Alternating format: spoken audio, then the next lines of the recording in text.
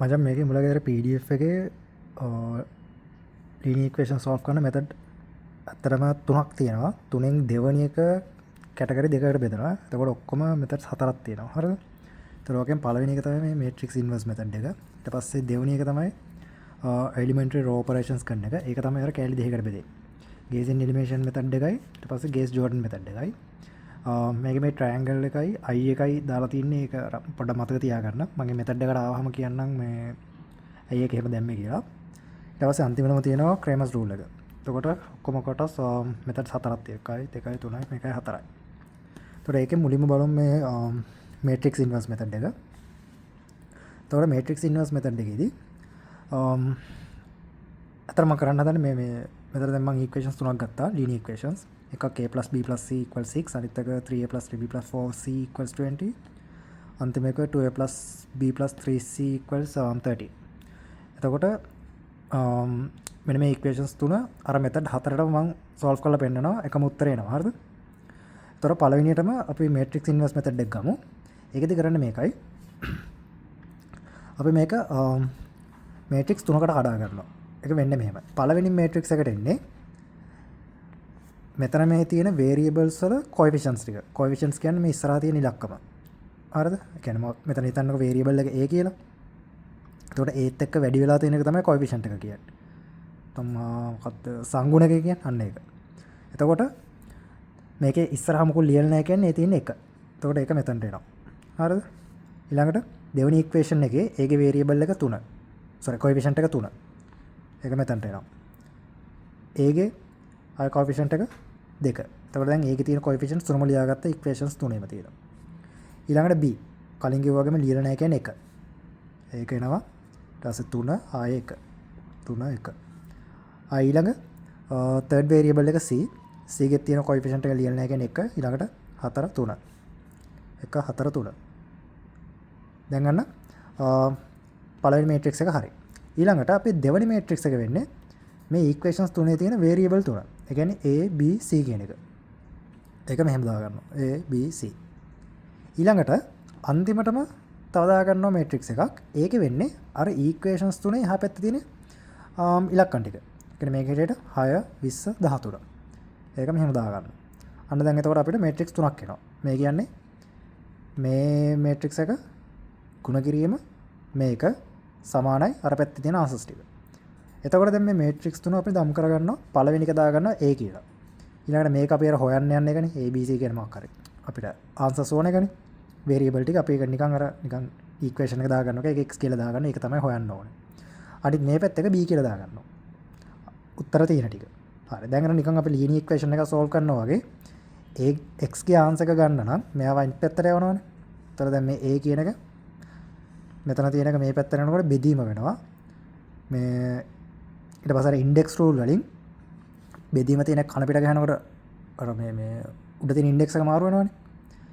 ඒක තමයි මේ a- කියලා දාලා තියෙන්නේ. එන්න මෙන්න මෙහෙම. අපි ගත්තොත් කොලයක්. මෙහෙම හිතන්න.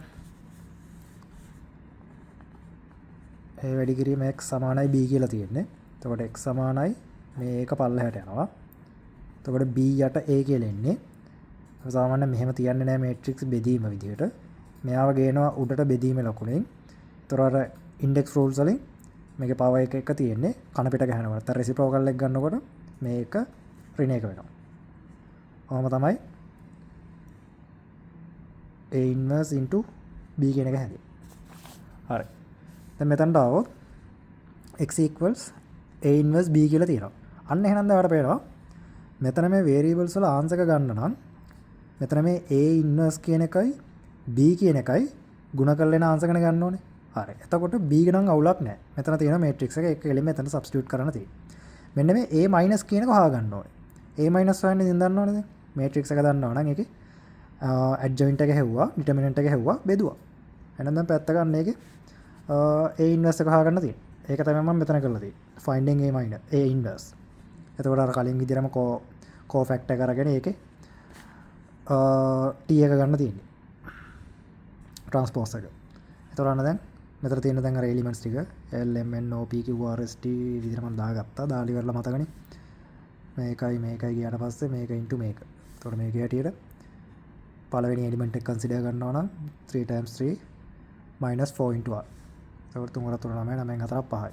ඔය විදිහට දැන් අර කලින් කරපු එක බලන්න මේ ඉන්වර්ස් එක හොයන හැටි.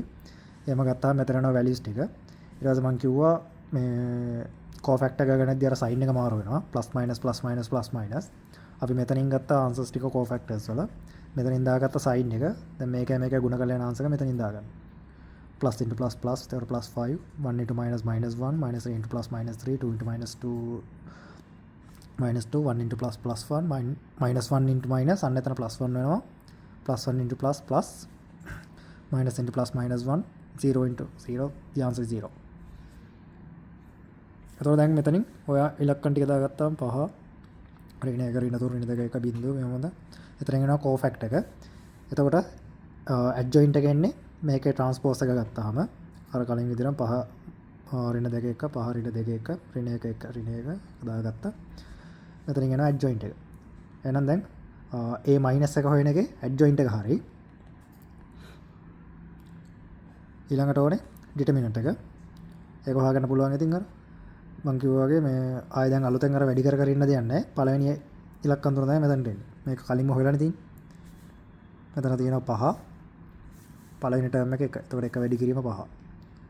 ඍණ 1 වැඩි කිරීම දෙවෙනි ටර්ම් එක කියන්නේ මේක. -1 මෙතන ආයෙ දාන third element එක into third curve factor. ඒ ටික සිම්ප්ලිෆයි කරාම මෙතනින් එනවා ආන්සර් එක ඩිටර්මිනන්ට් එක 1යි කියලා. එහෙනම් දැන් ඩිටර්මිනන්ට් එකත් හරි මේක ඊට පස්සේ ඇඩ්ජොයින්ට් එකත් හරි මේක. එහෙනම් ඔය දෙක බෙදුවට පස්සේ අපිට එනවා a ඉන්වර්ස් එක.